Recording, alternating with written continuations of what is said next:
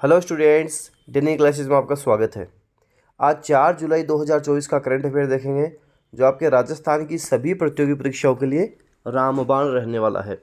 इसमें आपको राजस्थान के करंट अफेयर के इम्पोर्टेंट क्वेश्चंस भी मिलेंगे, राष्ट्रीय स्तर के भी मिलेंगे और अंतर्राष्ट्रीय स्तर के भी आपको इम्पोर्टेंट क्वेश्चंस मिलेंगे जो राजस्थान की सभी प्रतियोगी परीक्षाओं के लिए रामबाण रहने वाले हैं। आप डेली क्लासेस का टेलीग्राम चैनल भी जरूर ज्वाइन करें, वहाँ भी आपको अच्छी अच्छी इन्फॉर्मेशन मिलती रहती है। तो चलिए हम शुरू करते हैं। हाल ही में अंतर्राष्ट्रीय क्रिकेट काउंसिल ने टी20 की रैंकिंग जारी की। टी20 में ऑलराउंडर की रैंकिंग में किसने प्रथम स्थान हासिल किया है? हार्दिक पांड्या ने हासिल किया है। किसने किया है? हार्दिक पांड्या ने हासिल किया है, ध्यान रखना। अच्छा, साथ साथ ध्यान रखना कि हार्दिक पांड्या के 222 रेटिंग मिली है इसको, और साथ में श्रीलंका के वानुदु हसरंगा को भी 222 ही मिली है। तो इन्होंने दोनों ने संयुक्त रूप से प्रथम स्थान हासिल किया है। भारत का हार्दिक पांड्या है और श्रीलंका के वानादु हसरंगा हैं, दोनों का नाम ध्यान रखना। हाल ही में भारत और मंगोलिया की सेनाओं के बीच संयुक्त सैन्य अभ्यास नोमैडिक एलिफेंट की शुरुआत हुई। मेघालय के उमरोई में शुरू हुआ यह अभ्यास का कौन सा संस्करण है? 16वां संस्करण है। अच्छा, यहाँ से क्या क्या पूछा जा सकता है? आपसे पूछ सकते हैं कि अभी नोमैडिक एलिफेंट अभ्यास किन दो देशों के मध्य हुआ? भारत और मंगोलिया के मध्य हुआ। फिर पूछ सकते हैं कि भारत और मंगोलिया के मध्य अभी जो अभ्यास हुआ है, सैन्य अभ्यास हुआ है, जिसका 16वां संस्करण है, क्या नाम है उसका? उसका नोमैडिक एलिफेंट नाम है। पूछा जा सकता है कहाँ हुआ है? मेघालय के उमरोई में हुआ है। तो देखो, प्रश्न तो यही है। अब इसमें से क्या क्या पूछा जा सकता है वो जब आप समझ गए, एग्जाम में गलत नहीं होगा। हाल ही में किस देश ने नए नोट लॉन्च किए जिसमें जालसाजी को रोकने के लिए 3D होलोग्रामिक टेक्नोलॉजी का इस्तेमाल किया गया है? अभी जापान ने लॉन्च किए हैं। जापान ने नए नोट लॉन्च कर दिए हैं, ध्यान रखना। बैंक ऑफ जापान के गवर्नर काजुओ उएदा ने नए नोट लॉन्च किए। बैंक ऑफ जापान के गवर्नर का नाम पूछ लिए तो काजुओ उएदा, ऐसे ध्यान रखना। जो जापान के बैंक का गवर्नर है वो काजू खाता है, तो काजू से काजुओ उएदा। एग्जाम में हमारे नॉर्मली ऑप्शंस आते हैं, तो ऑप्शन से आराम से हाथों हाथ आपके टिक हो जाएगा। काजू खाता है मतलब काजुओ उएदा है। अगला देखते हैं। हाल ही में किसे नया deputy national security adviser NSA नियुक्त किया गया है? टीवी रविचंद्रन को किया गया है। टीवी रविचंद्रन को विक्रम मिस्त्री की जगह नियुक्त किया गया है। विक्रम मिस्त्री को विदेश सचिव बनाया गया है। रविचंद्रन के साथ ही पवन कुमार को भी डिप्टी NSA बनाया गया है। अजीत डोभाल भारत के मौजूदा NSA हैं। नेशनल सिक्योरिटी एडवाइजर कौन है? अजीत डोभाल हैं, ध्यान रखना। साथ साथ कौन कौन बन गए डिप्टी नेशनल सिक्योरिटी एडवाइजर? कौन बन गए? टीवी रविचंद्रन बन गए और पवन कपूर बन गए। ये दो अभी हाल ही में बने हैं। 2 जुलाई को भारत के पहले सौर मिशन आदित्य L1 अंतरिक्ष यान ने सूरज के चारों तरफ पहले चक्कर पूरा कर लिया। आदित्य L1 को कब लॉन्च किया गया था? इसे 2 सितंबर 2023 को लॉन्च किया गया था। आदित्य L1 ने 178 दिन में सूरज का पहला चक्कर पूरा किया। इंपोर्टेंट बात है, मिशन का नाम ध्यान रखना, आदित्य L1 मिशन है, ठीक है। इसरो ने लॉन्च किया। कब लॉन्च किया था इसको? 2 सितंबर 2023 को लॉन्च किया था। 178 दिन में पहला चक्कर पूरा किया है। हाल ही में प्रदेश की पहली डेंटल वैन किसे मिली है? राजस्थान की पहली डेंटल वैन किसे मिली है जिसमें मरीज का प्राथमिक उपचार के साथ साथ दांत निकालना, सफाई और फिलिंग की सुविधा मोबाइल डेंटल वैन में ही मिल सकेगी? ये करी है RUHS college of dental sciences ने। RUHS college of dental sciences ने की है, और 50 लाख रुपए की आधुनिक मोबाइल डेंटल वैन ये इसे ही मिली है। RUHS college of dental sciences को मिली है 50 लाख रुपए की ये मोबाइल डेंटल वैन है। इसमें क्या क्या होएगा? इसमें मरीज का प्राथमिक उपचार हो जाएगा, जैसे दांत को निकालना है, सफाई करना है, फिलिंग की सुविधा, ये सारी सुविधाएं मिलेंगी।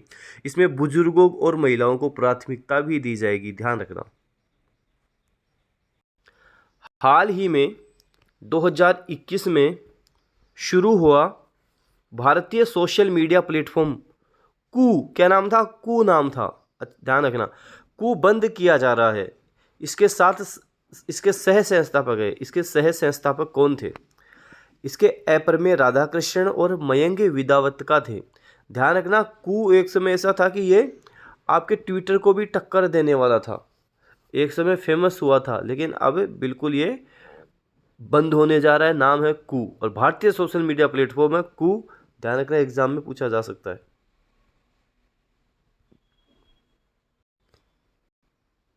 हाल ही में हाईकोर्ट से हेमंत सोरेन को जमानत मिलने के बाद राज्यपाल सीपी राधाकृष्णन को किसने इस्तीफा दे दिया?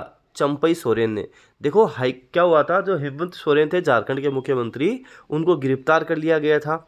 गिरफ्तार करने के बाद में हेमंत सोरेन ने इस्तीफा दिया। उसके बाद में चंपई सोरेन थे, वो नए यहाँ के मुख्यमंत्री बने। ठीक है, अब ध्यान रखना, हेमंत सोरेन जमानत पर बाहर आ गए, इसलिए चंपई सोरेन ने अब इस्तीफा दे दिया। अब हेमंत सोरेन हैं, वो ध्यान रखना वापस से मुख्यमंत्री बनने जा रहे हैं। अच्छा, हेमंत सोरेन ने इस्तीफा कब दिया था? इस्तीफा दिया था इन्होंने 2 फरवरी, और 2 फरवरी 2024 को चंपई सोरेन मुख्यमंत्री बन गए थे। हाल ही में अंतर्राष्ट्रीय प्लास्टिक बैग दिवस कब मनाया गया? ये 3 जुलाई को मनाया गया। अंतर्राष्ट्रीय प्लास्टिक बैग दिवस 3 जुलाई को बनाया गया, ध्यान रखना। 27 जून 2024 को राज्यपाल श्री कलराज मिश्र ने राज्य मानवाधिकार आयोग का अध्यक्ष किसे नियुक्त किया है? गंगाराम मूलचंदानी को किया है। एग्जाम में छपने वाला प्रश्न है। 27 जून 2024 को कलराज मिश्र ने राज्य मानवाधिकार आयोग का अध्यक्ष गंगाराम मूलचंदानी को नियुक्त किया। गंगाराम मूलचंदानी। प्रदेश का पहला Vande Bharat train maintenance depot कहाँ पर निर्माणाधीन है? ये खातीपुरा जयपुर में है। खातीपुरा जयपुर में है, ध्यान रखना। ये प्रदेश का पहला Vande Bharat train maintenance depot है। ये निर्माण प्लस अधीन से शब्द बनता है, निर्माणाधीन, तो इसमें गेप नहीं आएगा।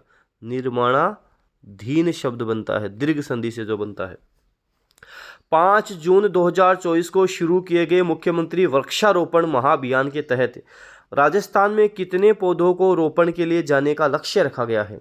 7 करोड़। 5 जून क्यों? क्योंकि 5 जून को हम विश्व पर्यावरण दिवस मनाते हैं, ध्यान रखना।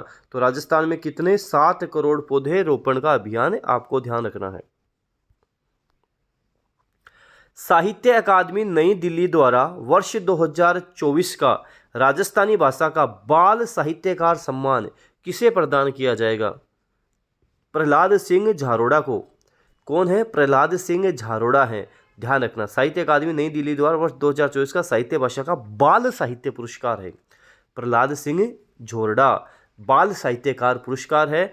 प्रहलाद कौन थे? प्रहलाद बालक थे, बाल थे। होलिका दहन में प्रहलाद को जलाया जाता है, नहीं जलता, तो उससे ध्यान रखना प्रहलाद कौन थे? बच्चे थे।